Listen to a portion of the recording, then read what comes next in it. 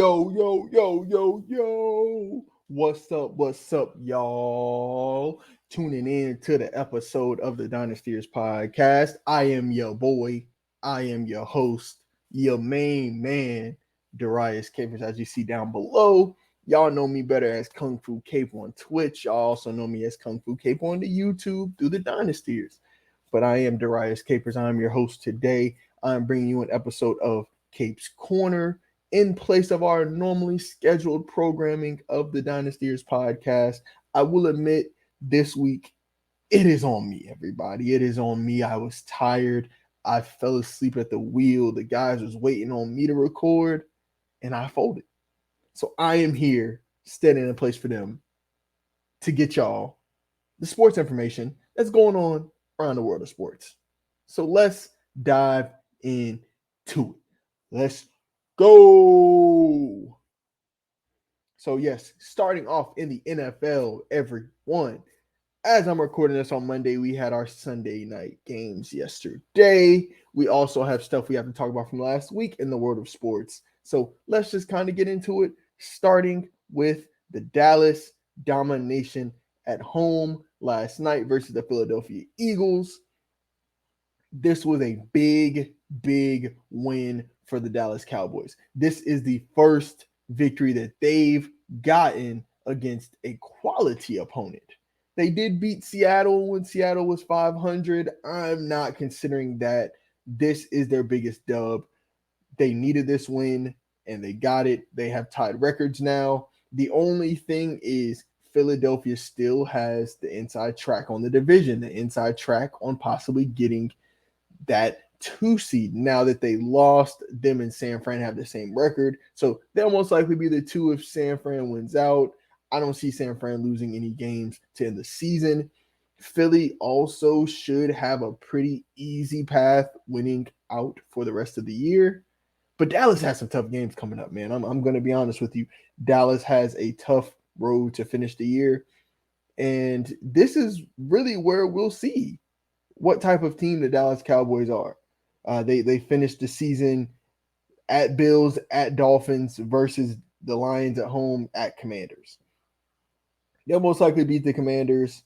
The Lions are kind of an up and down team. They've been sputtering as of late, so we don't know what Lions team we'll even get.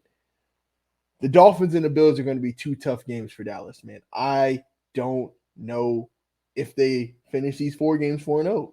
I can very well see a world where they're 2-2 in these games.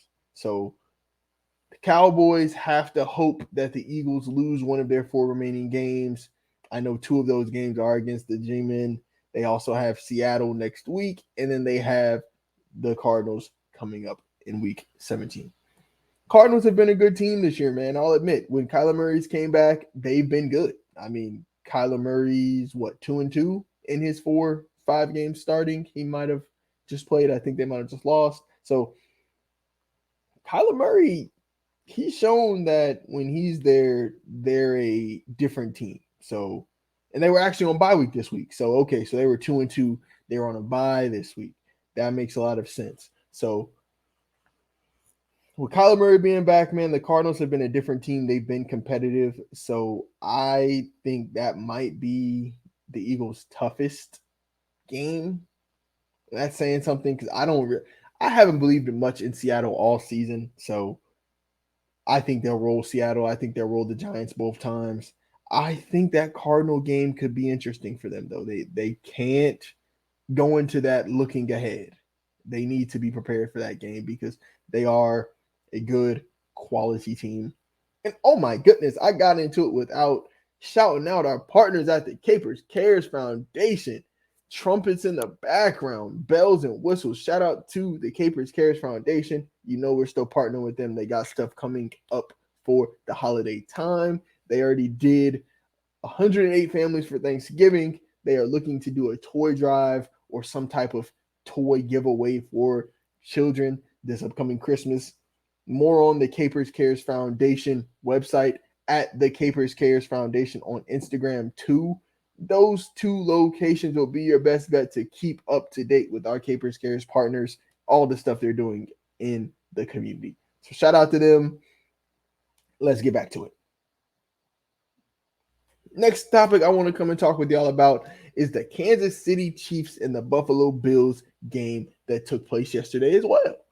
Man, it was some good football yesterday. I'll be honest with you guys. I was happy to see Dallas and the Eagles. I was happy to see the Bills and the Chiefs. I was happy to keep up with the San Fran and Seattle game. I was happy to see the Browns and the Jags. That was a better game. Didn't expect Trevor Lawrence to play until late. The Ravens and the Rams, that was an amazing game. Like, it was some good football this week. And this was one of the best games. This was one of the best games. It didn't have the fireworks that we thought from a score standpoint. The final score was Buffalo 20, Kansas City 17. Didn't have the high scoring affair like we had when they played in the divisional round a few years ago, but this was still a good game. This game really showed you what both teams have past their superstar. And this is what I'm saying when I look at this. Looking at Buffalo, Buffalo was able to put up 20 points. Josh Allen wasn't the greatest. He completed a little more than 50% of his passes. He wasn't outstanding on the ground, had 32 rushing yards for a touchdown. He did throw the interception. He was sacked 3 times. He was okay. But with what I'm saying in terms of you saw what you have other than your superstars on offense for both teams, Stephon Diggs had 4 catches for 24 yards. The Buffalo Bills offense kind of goes as he goes. He's essentially their guy on offense. Of course, Josh Allen is their quarterback. We all know that the quarterback is the most important player on the field. But in terms of explosive offensive player, the Tyreek Hill, the Devontae Adams, the Travis Kelce, that is Stephon Diggs for them. That is Stephon Diggs. And he was kind of putting a seatbelt. He had 11 targets. He caught 4 of them. I mean, he was there. But James Cook showed that when you focus on our receivers, when you focus on our quarterback, when you focus on our tight ends, Dawson Knox had 3 catches, for 36 yards. Dalton Kincaid had 5 catches for 21 yards. These are supposed to be the guys on offense. James Cook showed you that I can be one of those guys.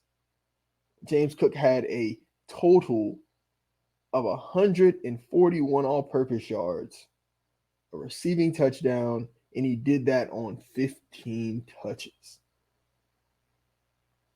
He's explosive, man. I was a fan of his when they brought him in. And, he's Dalvin's little brother. Oh, he's going to be he's James Cook. Like, he was never Dalvin's little brother to me. He was always James Cook. Like, I knew this was the potential ceiling, potential upside he could bring to this Buffalo Bills offense. I don't like he having equal rushing attempts as Josh Allen. I don't love that because, again, we need Josh Allen for other things. We have to keep him healthy. But James Cook showed that he can be a world beater. I mean, he essentially beat them. He was the reason. I mean, if you take off his production, if you take off how well he played, and if you take off the offsides call, which was offsides, I mean, we're going to get to the Chiefs side of this in a second, but I just wanted to say, James Cook, you were my offensive player of the week, barring anything crazy that happens this evening on Monday Night Football. Maybe a A-Chain going to go crazy. Maybe a Mostert to go crazy. Tyreek, Waddle. You never know what to expect with the Miami offense. But as of Monday, December 11th, I had to look at the date to confirm. James Cook, you're my offensive player of the week, man. Salute to you. Now comes the other side of the coin. The Kansas City Chiefs. Being, I guess you can say, kind of a former athlete, I don't consider myself to be, a great athlete. I wasn't a collegiate athlete like some of my peers. I wasn't wasn't that level, But I was solid. I did what I had to do in my day, and I enjoyed playing the game. I'm always of the mindset that no one play loses a game. No one play swings. It's things you could have done all the way throughout the game. I'm looking at just because I watched this game, I did, but I'm just looking on the surface, and Rashee Rice had a drop that was costly. Kadarius Toney had a drop on one of their first possessions that was costly. Receiver production is still really non-existent. I mean, Travis Kelce led them in receiving yards with 83. Rashee Rice led them in receptions with 7, had 72 yards, and this the lone touchdown for the offensive receivers, right? I don't believe that offsides is what lost them the game. Patrick Mahomes, your first drive, you threw an interception. I know you're saying that's a trashy call. That's a trashy way to lose. It's a bad way for the game to end. The refs are taking control of the game. That is their job. The job of sports officials, whether it's professional, whether it's on the amateur level, is to control the flow of play based on the rules of the game. If Kadarius Toney's lined up a yard and a half offsides, as an official, as a line judge, and this is why I'm passionate about this, everybody, because I'm a former official. I'm a former referee. I was certified to ref football, ref basketball, ref these sporting events. If you foul somebody and it's not a great foul, it's not a egregious foul, it's not a hack-a-shack hard foul, and they miss the shot and it's for game, I don't call that because I'm not wanting to interrupt the flow of play. But I just cost them the game essentially by not calling that. If you don't call that offsides, he scored a touchdown. If the Bills lose this game, this ends the Bills' season. The Bills essentially would be looking to next year. You would have ruined their season by not calling that. So I don't believe that's the reason they lost this game. They lost this game because they turned the ball over. They lost this game because their defense was not consistently stopping Josh Allen. They lost this game because, if we're being frank, the receiver position hasn't been great for them this year, but the Chiefs' offense in general has not been great. We have to call a spade a spade. Their offense all season, minus a few games sprinkled in here or there against losing teams that will be sitting home, their offense has not been great. They've put up 30 points plus 3 times this season. 3 games where they put up 30 plus were against the Las Vegas Raiders, who will be sitting at home watching the playoffs like you and I. Los Angeles Chargers, LA Chargers. That still doesn't feel right to me. I want to say San Diego so bad, but the Los Angeles Chargers, who will be sitting at home. The Chicago Bears, who will be picking first in the NFL draft this year. Those are the 3 games that they've went 30 plus over. Oh, but they could have scored 27. They could have scored 24. They could have scored 28. Okay, they put up 27 against the Vikings. They put up a whopping 9 Like, do we want to talk about the games where they weren't good? See, I thought it was 24. No, they lost to the Broncos. They put up 24 on the Broncos. If I'm including games where they've went 27 or 28, it only includes the Vikings game. So if I put the threshold at 24 points a game, the great vaunted Kansas City Chiefs offense with the greatest quarterback we've ever seen pure talent-wise has scored 24 plus 4 games this season so far. 4 games. I'm going to look at the games they scored 21 or less. Let's just look at the defenses they played. The Lions, never been looked at as a great defense, but I'll give them credit because, well, Kelsey was injured. It was week 1. Kelsey hyperextended his knee. Chris Jones didn't play. It was a lot of loud talking, a lot of extra stuff coming into the season. I'll give you guys that grace. Put up 20 points against the Lions. 17 against the Jags, a Jags team where Joe Flacco just threw for 311 yards. My Jets, who we have a great defense this year, I'll give it to us. We have a great defense. But 23 points against the Jets, 19 points against the Broncos, 9 against the Broncos playing them again, 21 against the Dolphins, who's are definitely an offense first team. The Eagles, who just got baked by Dak again, they put up 17 points, 19 points against the Green Bay Packers, and then this 17-point ugly L against the Bills. I mean, in the schedule, they're playing the Patriots defense, who's a great defense. They're not going to put up 24 points on the Patriots. They're not.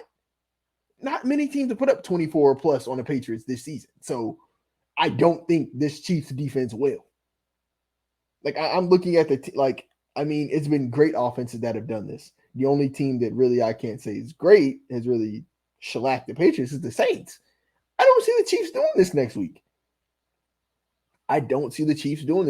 I won't be surprised if they're in a dogfight against the New England Patriots next week. I will not be surprised one bit. Staying in the NFL, man, but pivoting to my favorite part of essentially really any professional sports season, any professional sports team, any professional sports just process throughout the offseason, the year, the draft. I love draft time. And I'm going to go and start looking at the NFL draft now. The NFL draft outlook.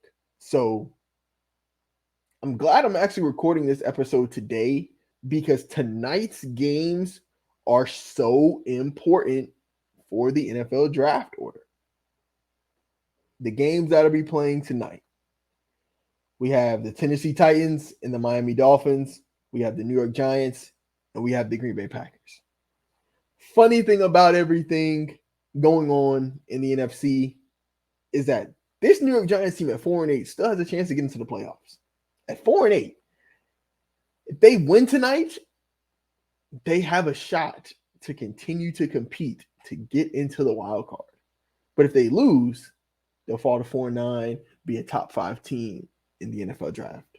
So this game will really determine which way the New York Giants are leaning. I know it's been speculation that Daniel Jones will be their starting quarterback next season. That's fine. If he's going to be their starting quarterback next season, they need to try to get him weapons. They need to try to get him O-line help. Their O-line is okay, but why not get one of the best prospects in this draft if you can? The left tackle out of Penn State, Joe Alt out of Notre Dame, 2 great offensive lineman prospects.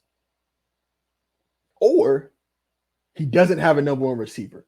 His number 1 receiver, in a sense, this season was when he was there, was Darren Waller. Darius Slayton. They drafted Jalen Hyatt, but he didn't really get on the field much this year. Wan'Dale Robinson coming into the season was injured. They've had a cast of misfits at receiver. I'm going to just be honest with you. And while I'm thinking about it, I want to try to look at the New York Giants leading receiver, because that's what I want to see. I want to see who's their leading receiver, wide receiver position in terms of yardage, because again, I know they brought in Darren Waller this offseason and he's been hurt, man. He's really been injured a lot this year. And so let's see. Let's see what they're looking at. Shout out to Pro Football Reference. Shout out to Pro Basketball Reference. Love your guys' websites. Not gonna lie. New York Giants for 2023. The leading receiver on this team, I guessed correctly, is Darius Slayton.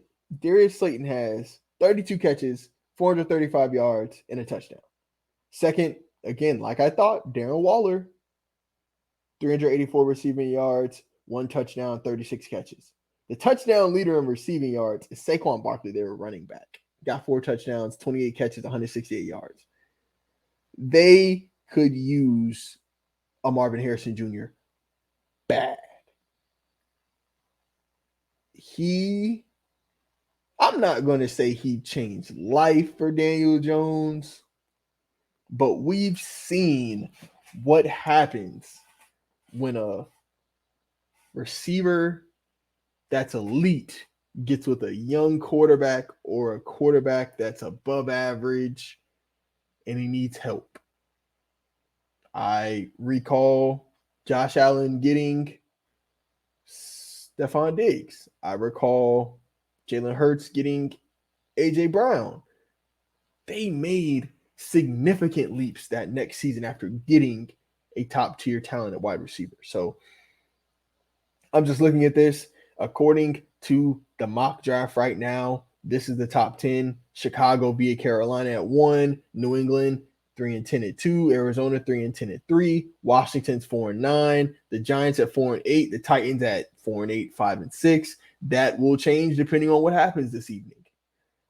Chicago's at 7, Vegas at 8, my Jets at 9, Chargers at 10. The Giants have a chance to get to that number 2 pick. I pretty much see a world where Chicago takes a quarterback. I hate to say it. Justin Fields probably played one of his best games as a pro yesterday. And it still might not be enough to save his job in Chicago. They just seem like they're ready to move on. I can definitely see them going quarterback at pick 1 via Carolina. Can also see a world where the New England Patriots take a quarterback at number 2. This is the highest draft pick I think New England's had in my 25 years of life.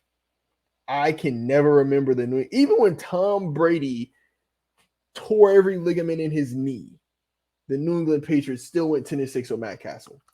Still went 10-6. So this has to be probably the earliest I can ever remember them picking. And, bro, Mac Jones is done, bro. I don't see a world where Mac Jones is back as a starting quarterback for the New England Patriots next season. And if he's done, I don't see a world where the New England Patriots confidently go into next season, starting Bailey Zappi at quarterback. I can see a world where Caleb Williams most likely goes number 1. I can see a world where Drake May goes number 2. This is where the draft starts at pick 3. Pick 3 is where the draft starts. Do I keep Kyler Murray or do I get the number 3 quarterback in the class, which is maybe a Jaden Daniels or a Michael Penix or a Bo Nix or a JJ McCarthy even? Like, there's not a world where I'm the Arizona Cardinals looking at how Kyler's came back from an ACL injury and played.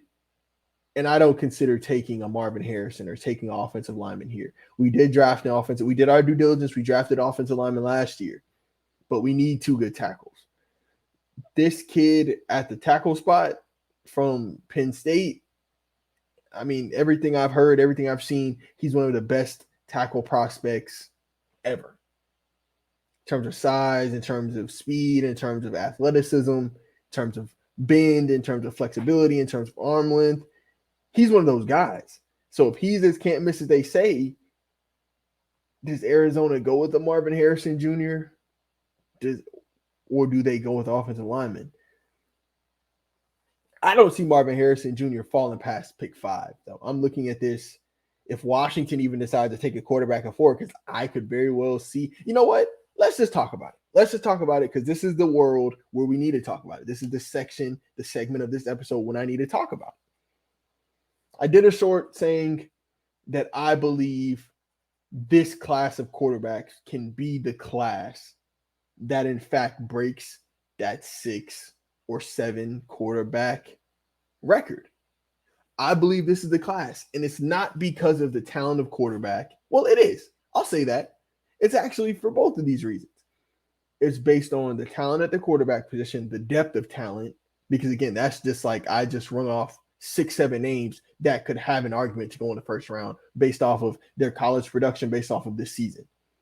But also the number of teams that could look at a quarterback this offseason, could possibly look at a quarterback change, is significantly more than the teams that are good at their quarterback.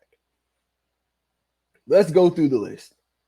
Teams that I can confidently today say they're okay with their quarterback. They wouldn't look at drafting a guy. You got Philly. You got Baltimore. You got San Fran. They're believing in Brock Purdy. I would say they're not going to look to replace Brock Purdy. You got Dallas. Dak has looked like probably one of the best quarterbacks in the league this season. You got Miami. I believe Miami believes in Tua. I say that because look at what he's doing on the field. You got Trevor Lawrence in Jacksonville. You got Josh Allen. You got Kansas City. I would say you can throw Houston on there. CJ Stroud seems like the guy. I would throw Joe Burrow. I would throw Bryce Young just because you don't trade all of that to move up to get a guy.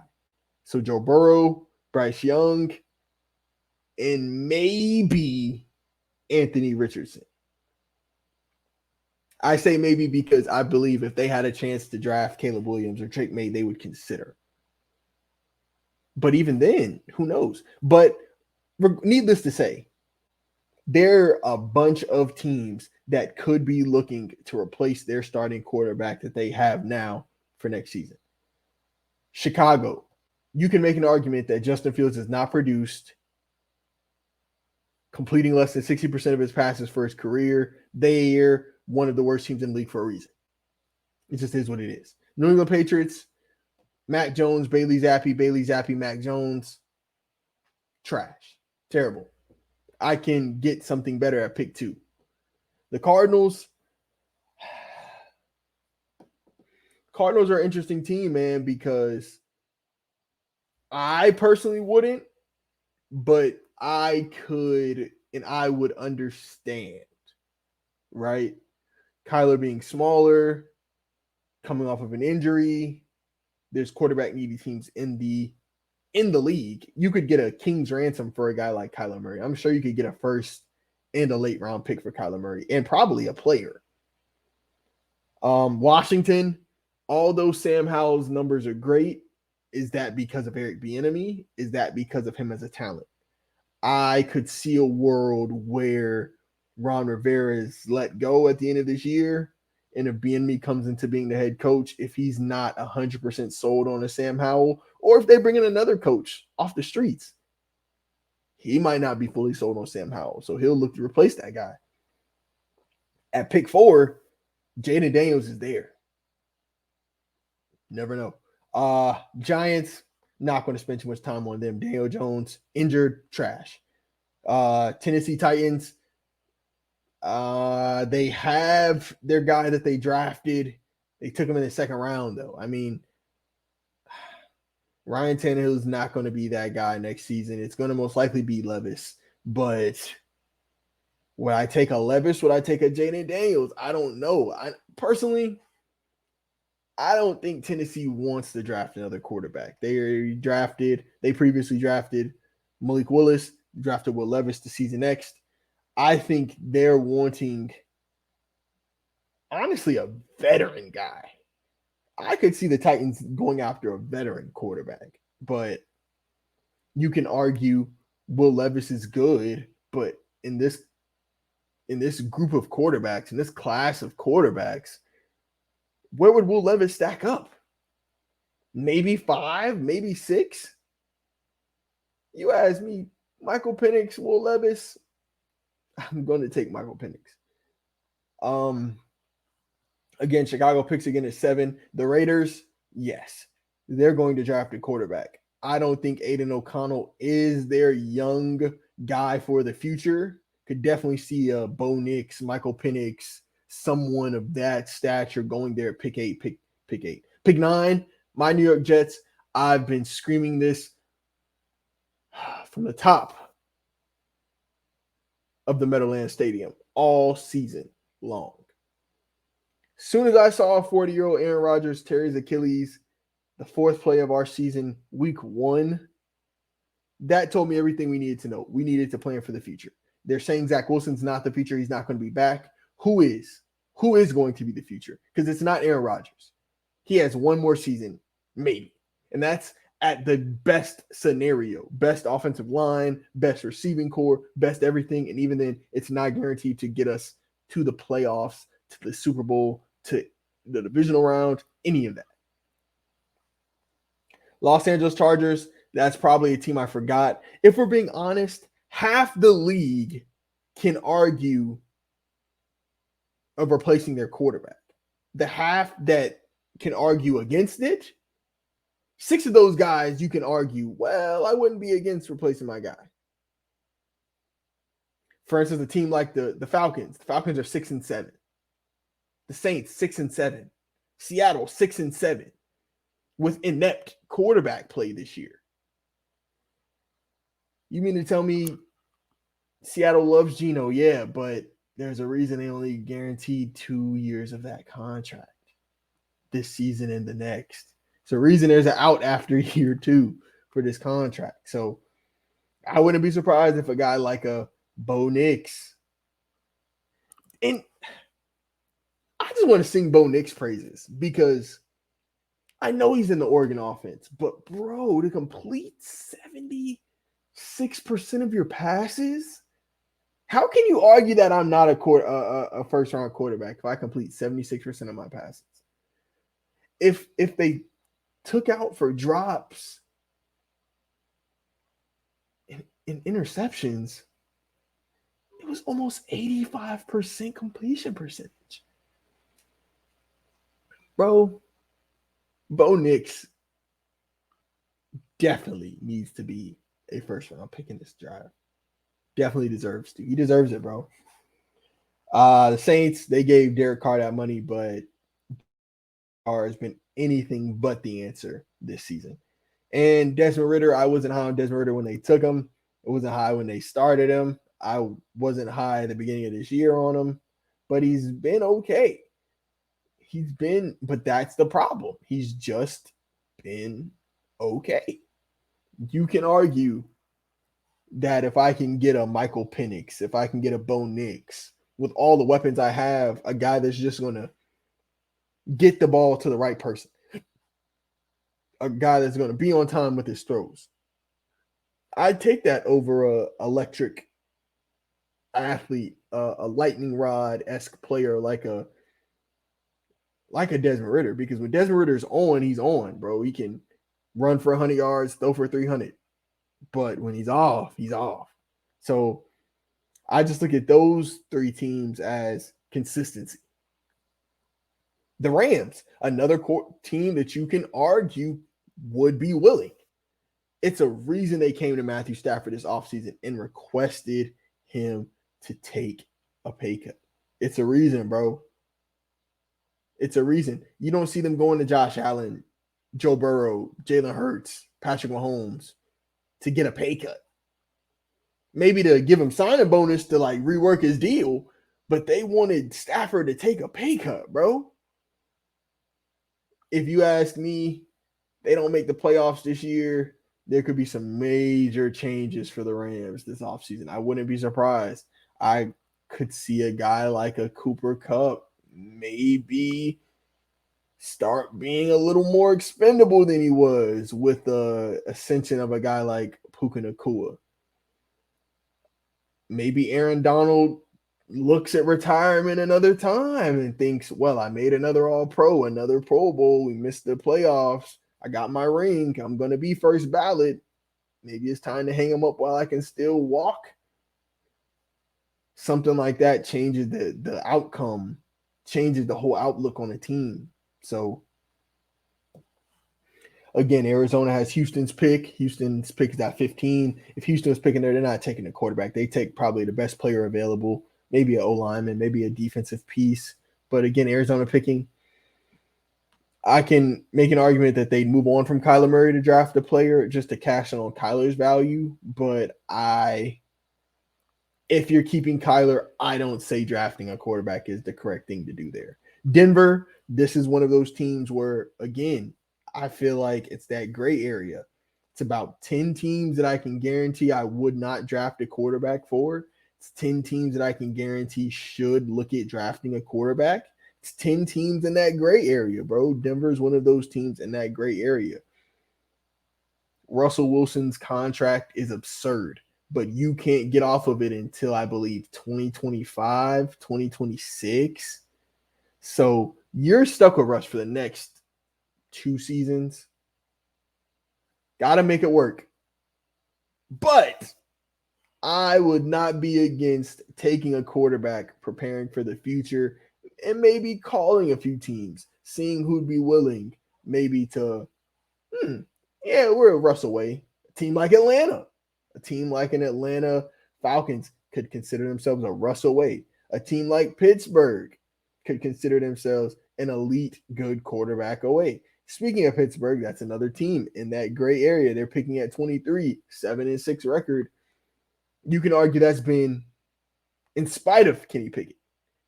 I'm the Steelers. I would look to try to draft another quarterback, but they seem to like Kenny Pickett. He has buy-in in that building. So Buffalo, Cincinnati, they're not drafting a quarterback. They have their guys under $250 million contracts for a reason. Tampa Bay, Baker Mayfield has not been bad this year.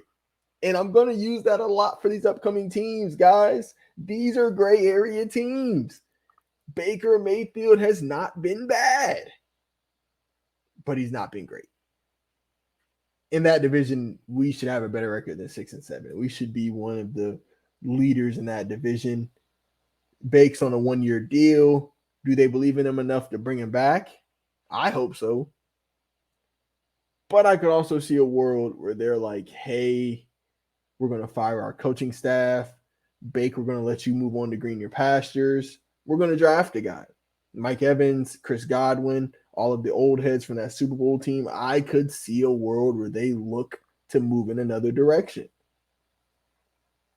Green Bay, another gray area team, bro. It's just, what's the difference between Green Bay and Minnesota right now in terms of the quarterback situation? I'll tell you the difference. The difference is that Kirk Cousins has proven what he can do in this league. Now he is hurt within his Achilles injury, so that's why they fall in the gray area with the Green Bay Packers. But Jordan Love, man, he's only had 4 good games, 3.5 good games. If I have a chance to take a rookie quarterback, depending on what that contract starts to look like for Jordan Love this offseason, I consider. They signed him to that 1-year deal. I think it was about $27 million to essentially get rid of that 5th-year option. It was that 1-year kind of prove-it deal. Kind of weary on those 1-year prove-it deals. It's like, are you playing well to get the money, or are you actually showing that you can be this guy going forward, if that makes sense? I like Jordan Love a lot. I'm a huge fan of Jordan Love's game. I love the athletic, strong arm, throw from different platforms type quarterback, if that makes sense. He's prototypical, man. 6'3, 6'4, 230, make every throw, can move. And he's really starting to take control of that Green Bay offense. So I would say in the gray area, this is more so leaning closer to the I wouldn't, just because of his age. You don't know what he is yet. Give him a chance, man. The Indianapolis Colts are winning with Gardner Minshew, and they have Anthony Richardson, who is their quarterback. They took early this year. They're not taking another quarterback. They're good. Again, like I was mentioning earlier, the Minnesota Vikings, they're in that gray area for me with Kirk's uncertainty in his injury. I know they did go out and get Josh Dobbs. They did that for a reason because they saw him as a viable backup. But if Kirk Cousins leaves because he is a free agent coming off of a torn Achilles, what are we going to do about starter? I could have an argument. I would hear an argument of you drafting a quarterback for them. I'm not mad at that. Pittsburgh, I've already been over. Like I said, they fall in that gray area. I'm not a big Kenny Pickett guy. I would take a quarterback personally. Houston, they're picking at 24 via Cleveland. They have their guy. Kansas City, Jacksonville have their guy. The Detroit Lions are an interesting one for me at 27 as of today. They're interesting for this reason and this reason alone. They're a 9-4 team that I find in that gray area. Jared Goff, man, he's the perfect bridge quarterback. It's just young enough to where it's like, okay, we can commit to this guy. He can win us games. But it's just not as consistent as I would love it, man. 9-4, they've kind of been fading as of late. It depends the quarterback for me here. If by this point, because again, my statement of the 6-7 quarterbacks includes if Shedeur goes pro. I personally think Shedeur is a first-round pick. He's not a first-round pick that'll start week 1. But he's a first-round talent at quarterback. And the need will, I believe, push him up a little further than he probably should be. He'd probably be a second-round pick based on how he played last season based off of talent. But the need for multiple quarterbacks nowadays will push them up to the first round. So if a guy like Shedeur came out and he's still sitting on the board at about this time, late 20s, I could see a world where a team like Detroit gets him and lets him learn behind a Jared Goff. There's nothing wrong with that. There's nothing wrong with getting up maybe a guy you see as a project, maybe a guy like I don't want to say a JJ McCarthy because he seems more of a sure thing now. A guy that I would like to see, a team I'd like to see JJ McCarthy at is like a San Fran. If they didn't believe in Brock Purdy like they do, I think he'd be a perfect game manager, distributor for a team like San Fran. But for a Detroit, I would want to see them take a potential swing. A guy like a Shedeur, a guy like a... And see, they did that last year. They drafted Hendon Hooker from Tennessee last season. And I thought that was perfect. They had Goff, let him come in, learn the system, let him come in and get healthy. He was coming off of that ACL injury. But I hadn't heard much from him this year. I don't know if he's their second string, third string, whatever the case may be. But clearly, they don't believe in him enough if they haven't given him chances. Like in just when Jared Goff's blowing a team out, take him out, put him in and see what they have. They haven't done that with the young quarterback this year. So I would like Detroit to take a quarterback, but I don't think they will. I don't think they will. So that's pretty much the draft order as we find it today, December 11th. I got to confirm that date every so often, man, because, time be flying. See, it's already 2:00. Wow. And actually, just an update just coming in, man. Sam Hartman's not playing in their bowl game. He's probably going pro. That's another late quarterback that played well this season, played well in college, should get a chance at the next level. Shout out Sam Hartman. And speaking of Sam Hartman, former Notre Dame quarterback, takes us perfectly into college football news. Let's go. Starting off college football news, I got to pat myself on the back, man. Good stuff, Kate. Good stuff, man. Jayden Daniels, quarterback superstar extraordinaire for the LSU Baton Rouge Tigers, won the Heisman Trophy. And you know, I can't even be here and be happy about it or act surprised about it because I knew this was going to happen, bro. I knew it. Bro, listen to these stats. 72% completion percentage, 3,812 passing yards, 40 passing touchdowns to 4 interceptions. Adding another 1,100 yards on the ground, 10 rushing touchdowns. For those of you all that are keeping count over there, it's 50 total touchdowns to 4 interceptions. Oh, well, how many times did he fumble? How many times did he fumble? He didn't fumble this year. He did not. Goose egg. 0. He did not fumble. That is impressive to me. I say that for this reason, bro. This LSU team, although I did predict that they would be a player in the SEC this year with the way they finished last season at 10-4, having Brian Kelly there, him being stable, them having good weapons that came back. This team wasn't that talented. Malik Nabers is going to be a first-round pick. I want you to know Malik Nabers is a good player. Really good player. Great player. But what other NFL talent was on that offense? Oh, we had Kayshon Boutte last year. Yeah, he caught 500 yards and was essentially their second leading receiver. Couldn't get out of his own way. Was in trouble a lot last year. What about this season? Who did he have this season to throw the ball to? Malik Nabers is a great player, bro. He accounted for 2/5 of his receiving yards. So, and I mean, he led them in rushing by almost half. The next guy had half of the amount of yards he had, essentially. Bro, I knew this was going to happen, bro. I put a short out off-season of college football and said, with the way he played last season, if he comes and plays like I believed he could this year, which he did, he'd win the Heisman Trophy. He'd be a first-round pick.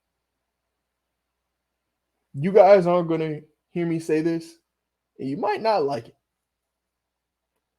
but I'm going to say it because somebody needs to. Jayden Daniels' career, he finished with over 12,000 passing yards, 89 touchdown passes to 20 picks, playing at a lowly Arizona State, playing with the LSU Tigers. His career rushing yards, he has over 3,000 rushing yards, 34 rushing touchdowns. This career sounds like a certain Heisman Trophy quarterback.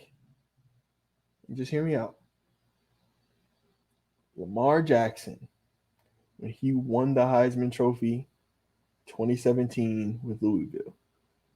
Jayden Daniels threw for more yards, more touchdowns, less picks. The only thing he didn't do, He isn't Lamar as an athlete. I'll give him that. He ain't Lamar running that rock because Lamar was, you know how James Harden said, I'm the system. Lamar was actually the system. But man, bro, Jayden Daniels should be the second quarterback taken in this draft. The only quarterback I can argue going over him is Caleb Williams. That is because he also has a Heisman Trophy, and Caleb Williams' numbers this season, although he didn't win the Heisman, were astronomical. Like, I don't know if y'all realize how great his numbers were. I mean, he completed 69% of his passes, 3,600 passing yards, 30 touchdowns to 5 picks, while rushing for another 11 touchdowns on the ground. Like, rushing another 11 touchdowns, 142 rushing yards. He's not a big scrambler. He's going to scramble to throw, but he's the only guy I can argue getting taken over Jayden Daniels after this season. You better not take Drake May over this kid, bro. You guys better not take Drake May over this kid. Drake May had more offense, more offensive help. He had some weapons. That Chapel Hill team was one of the better Chapel Hill teams they've had. Probably since Sam Howell was there. Sam Howell didn't even have this. Bro, Drake May had a lot of talent on offense. He did not play as well as he should have. 63% completion percentage. His completion percentage fell every season, bro. Every season. Yardage fell from last year. Touchdowns way down from last year. Turnovers up from last season. I'm not running to the podium to take Drake May over taking Jayden Daniels. I'm sorry. Jayden Daniels, you deserve to be the number 2 quarterback in this draft. And I just hope they oblige, bro, because you deserve it. Hey, you asked me as a Jets fan, would I take Jayden Daniels, Aaron Rodgers? Boy, y'all wouldn't like my answer, but I'm going to leave that alone because, man, they ain't ready for that tough combo yet. Pivoting, man, pivoting to college football playoff. I'd put a short out about this, man, but I kind of wanted to come on here and talk about it as well. People are losing their minds, and I don't understand why. I just don't get it. People really wanted to see Florida State in the conference championship game.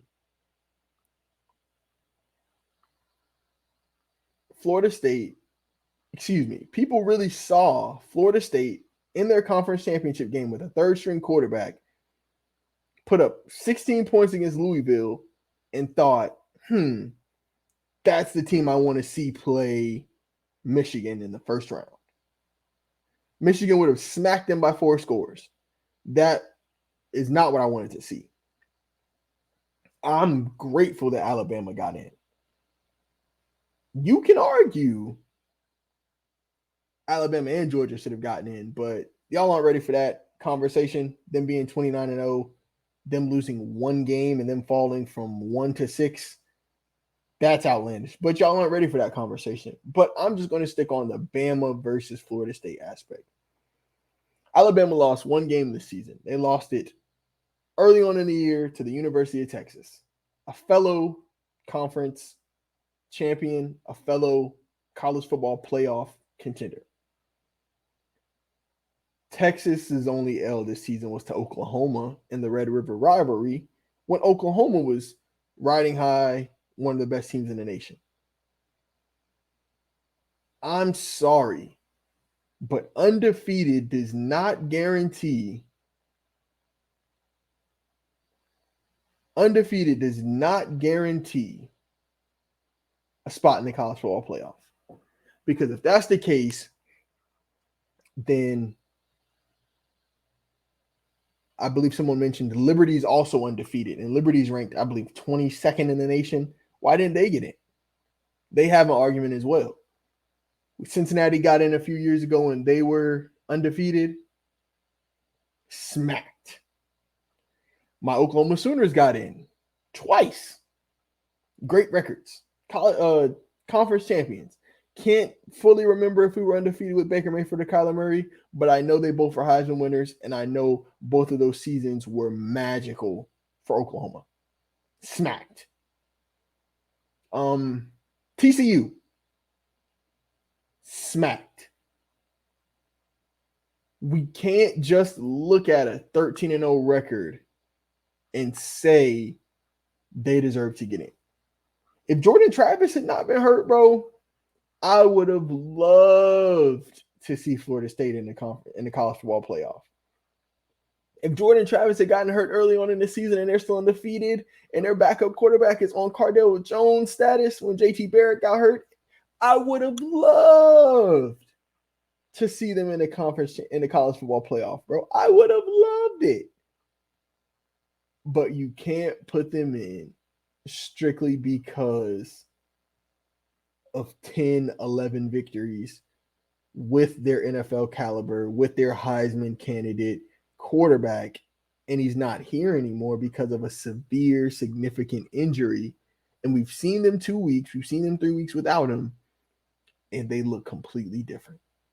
That would have been doing the college football playoff a disservice. That would have been doing the players at Florida State a disservice. And they got it right. Because I'm excited to see Michigan and Alabama. I'm going to be honest with you. That is going to be probably one of the best semifinal games that we've seen, I believe. Because Bama's starting to hit their stride now, bro. Bama is looking like one of the best teams in the nation. They showed it when they beat Georgia. They deserve to get in. The argument for me was Texas. But the way they did Oklahoma State, you couldn't keep them out. I mean, Quinn Ewers just like we couldn't have kept them out with the way Quinn Ewers just dominated. I mean, well, he put up 49 on them. He threw 400 plus yards in a conference championship game. You couldn't leave them out. Like that was the most impressive dub from the conference championship week by far.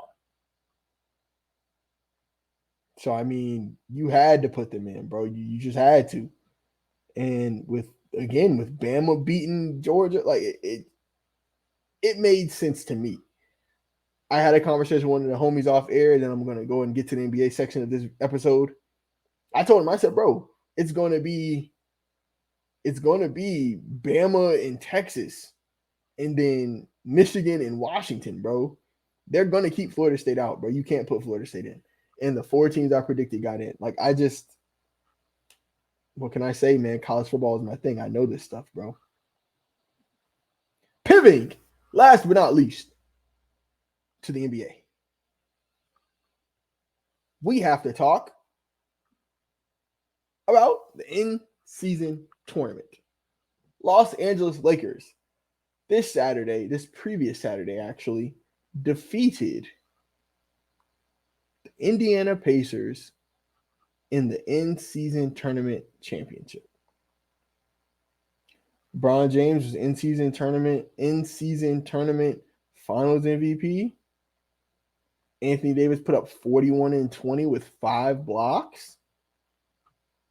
And, bro, they just outmatched, out-physicaled, out-talented the Pacers, bro. The Pacers are a good team. Really, really, really good team. Tyrese Halliburton's the real deal, bro. He's going to be an All-NBA player this year. Should be first or second team. But they just didn't have enough, man. They just didn't have enough. Miles Turner got in foul trouble, fouled out, dealing with Anthony Davis. Obi Toppin having to deal with Anthony Davis. They just didn't have enough size, bro. But they're a good young team. I feel like they're another big and a quality starting wing away from being dangerous in the East. Because I like Miles Turner, but to be my center and you're averaging 6-7 rebounds a game, I need a little more. Like I think he'd be perfect at 4 spot. And then a guy like Bruce Brown or Buddy Hield, I feel like they'd be better served off the bench, opposed to in the starting lineup having to guard a LeBron, having to guard a D'Angelo Russell, having to guard a Austin Reeves. Oh, man. And I'm glad I'm actually on an episode by myself where I can say this and not be judged. I was wrong. I was wrong about Austin Reeves, bro. I was wrong. He's not the most athletic guy. He's not the biggest guy, not the strongest, not the fastest, doesn't jump the highest. But he just hoops the right way, bro. He hoops the right way, cuts the right times, makes the right pass, correct drive. He's always in the right position. He's an 80-something% free throw shooter. Like, what more can you ask for from a great role playing guy? Austin Reeves, bro, I was wrong. I don't know if you're a fan of the Dynastyers podcast, but I hope you are. Please show it to LeBron because that's GOAT James, you know what I'm saying? But all seriousness, I was wrong. Austin Reeves, you a hooper, bro. You always been a hooper, but you know what I'm saying? You're in your role now. You should have been coming off the bench. I don't think he should have been starting. And see, let me explain. I was looking at Austin Reeves under the microscope of, okay, starting two guard, starting point guard for the Los Angeles Lakers. I'm looking at it and comparing him to other starting guards. With him being off the bench now, this is perfect for him. He'd be one of the best off the bench guards in the league. Guys like, I remember when Maxey was first coming off the bench, Emmanuel Quickly, Tyler Hero, these type of like combo. I can't really play make well enough to be a point guard, but I'm undersized and I can't guard twos because I'm like 6'3, 6'4, 6'5, but I'm like light in the britches. He's perfect. Solid passer, solid rebounder, solid three-point shooter, great free throw shooter, solid finishing around the cup. He's a great off the bench guy, bro. They need to keep him in that 6-man role. I think he could be a sneaky 6-man of the year candidate. I like that a lot. I like that a lot. And we're going from the highs of a championship to the lows of rebuilding. Chicago Bulls, man. Oh, oh, oh. It's time to blow it up, team. I mean, it's time. It's over, bro. It's done. You guys have tried.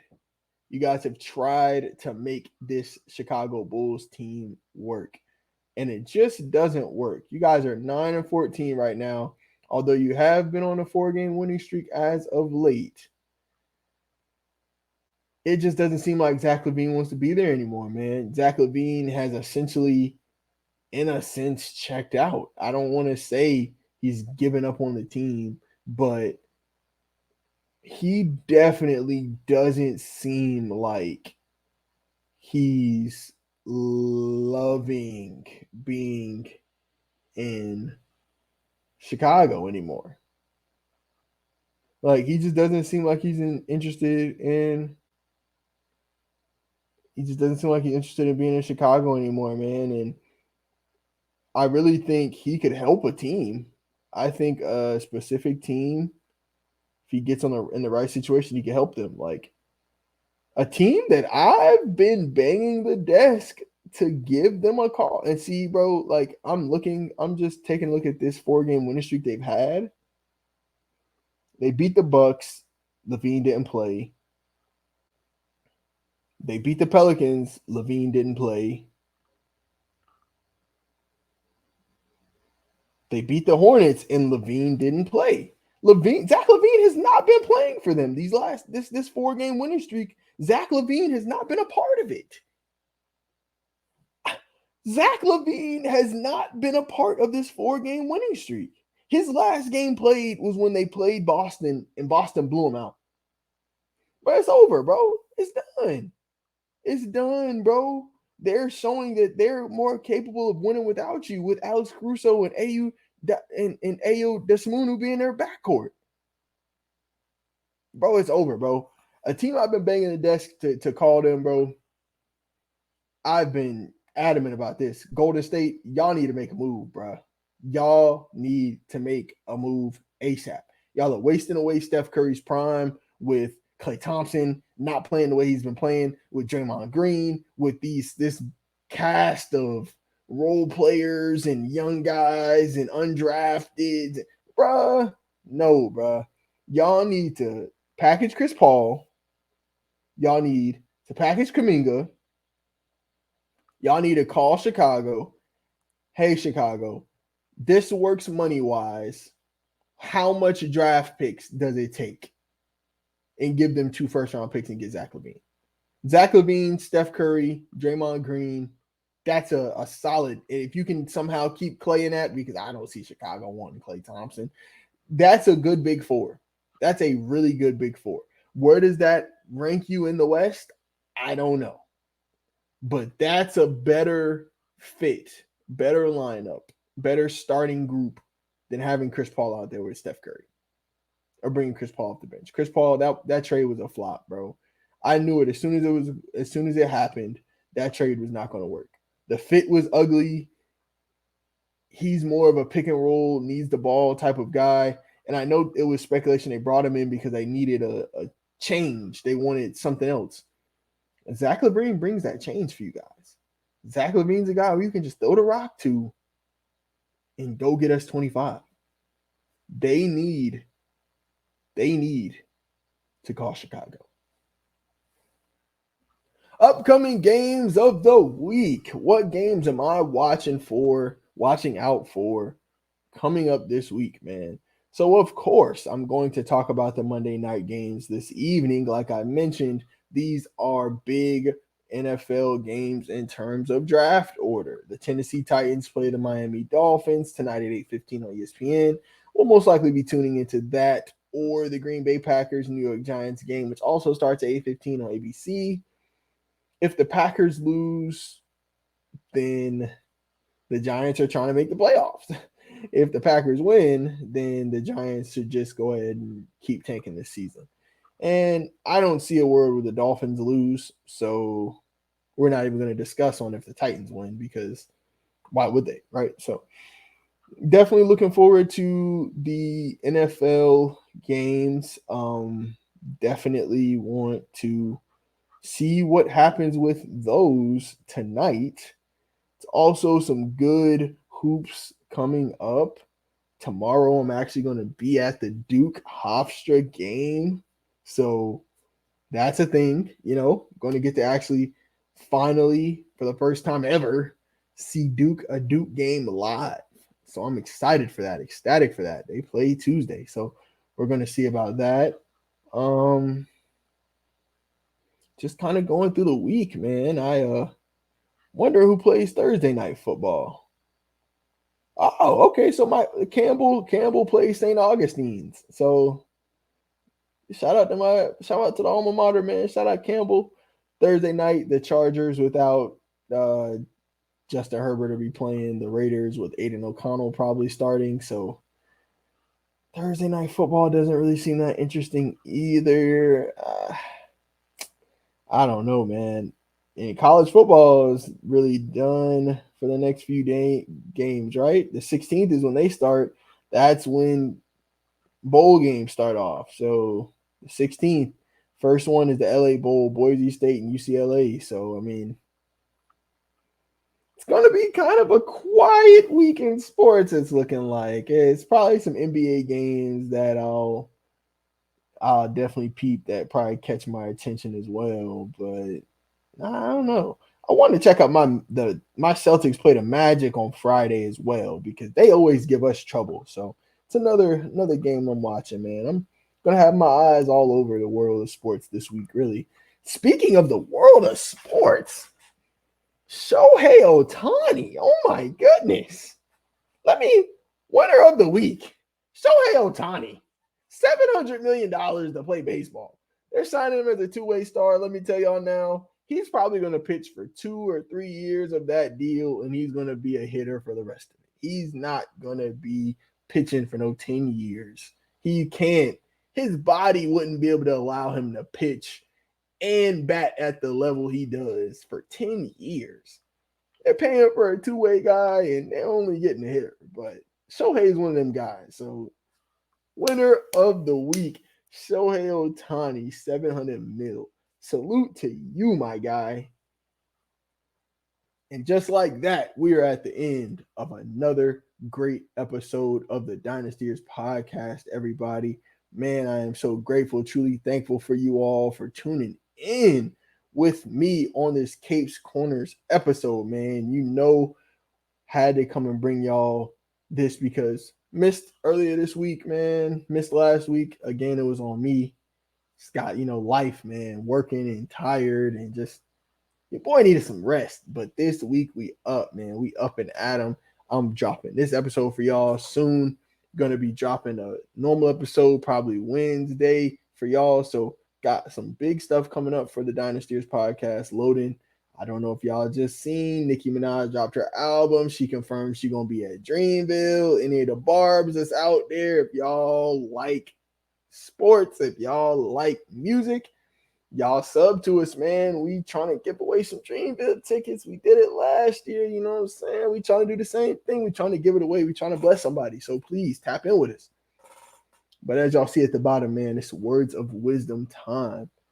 And man, words of wisdom. What I have to say, man, just believe in yourself. If you believe in yourself, then that's all that matters, because you're not always going to have people that support you. You're not always going to have people that believe in you. But those that do, gotta love, you gotta appreciate those people, man. And you gotta believe in yourself. I mean, nothing's gonna be given, nothing, not everything's easy, not everything's gonna be given, but nothing's impossible. It's not easy, but nothing's impossible. And I know the God I serve. I'm hoping and praying it's the same God that you guys serve, man. Pray to him. He'll answer your prayers, man. He'll answer what you need, what you want, whatever you're asking for. He'll give it to you in his time. But you got to believe in yourself, man. You got to. It was a situation that happened with me. I'm just trying to remind myself every day that you got this. That's what I tell myself. You got this, bro. If no one else believes in you, you believe in yourself. You got this. So I wanted to tell y'all that today. Nobody believes in y'all. I believe in y'all.